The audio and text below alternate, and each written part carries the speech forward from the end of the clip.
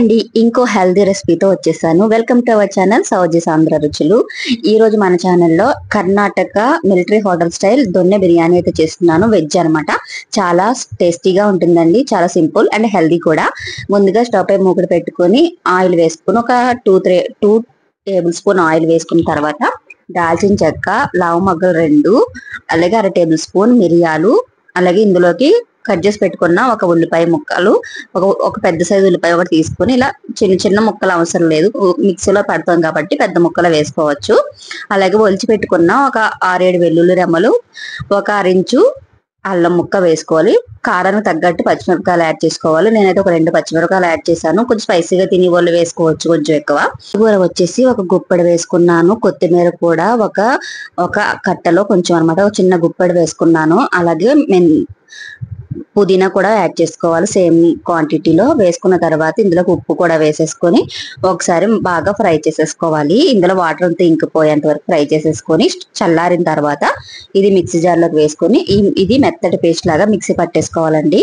ఈ మసాలా చాలా ఇంపార్టెంట్ అనమాట. ఈ దొన్నె బిర్యానీకి చాలా టేస్ట్ ఇస్తుంది. మనం మెంతి కూర, పుదీనా, కొత్తిమీర ఇవన్నీ వేయడం వల్ల మనకి హెల్త్ కూడా చాలా మంచిదండి. డైజెషన్ కూడా చాలా మంచిది అనమాట. ఈ విధంగా మెత్తటి పేస్ట్ లా చేసేసుకుని మిక్సీ పట్టుకున్నాను కదా, పక్కన పెట్టేసుకొని ఇప్పుడు ఇంకొక మూకుడు పెట్టుకొని ఇందులో ఒక 1 టేబుల్ స్పూన్ నెయ్యి, ఒక 2-3 టేబుల్ స్పూన్ ఆయిల్ వేసుకోవాలి. కొంచెం ఆయిల్ ఎక్కువ పడినట్టు చూపించాను కదా, తర్వాత మళ్ళీ తీసేసానండి ఎందుకంటే ఆయిల్ ఎక్కువ పడిపోయింది. తర్వాత ఇందులోకి మిరియాలు, లవంగ, దాల్చిన చెక్క, ఇలాచి వేసుకుని కొంచెం ఫ్రై అయిన తర్వాత సన్నగా కట్ చేసి పెట్టుకున్న ఒక 2 ఉల్లిపాయలు బాగా ఫ్రై అయిపోయిన తర్వాత ఇందులో ముందుగా మిక్సీ పట్టుకున్న ఈ పేస్ట్ అయితే యాడ్ చేసేసుకోవాలి.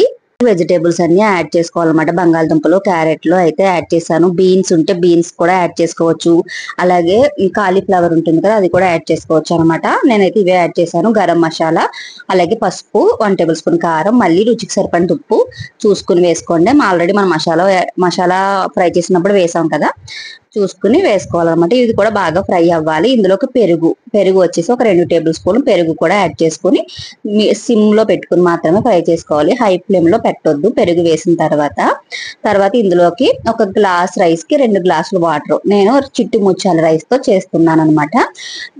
చిట్టు ముచ్చాల రైస్ తో అయితే ఈ దొన్నె బిర్యానీ చాలా టేస్టీగా ఉంటుంది అనమాట.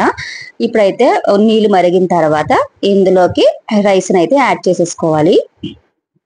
ఈ రైస్ యాడ్ చేసేసి మూత పెట్టేసి సిమ్ లో అలా ఉడకనివ్వాలండి. ఒక 20 మినిట్స్ అయితే మనకి చక్కగా రెడీ అవుతుంది.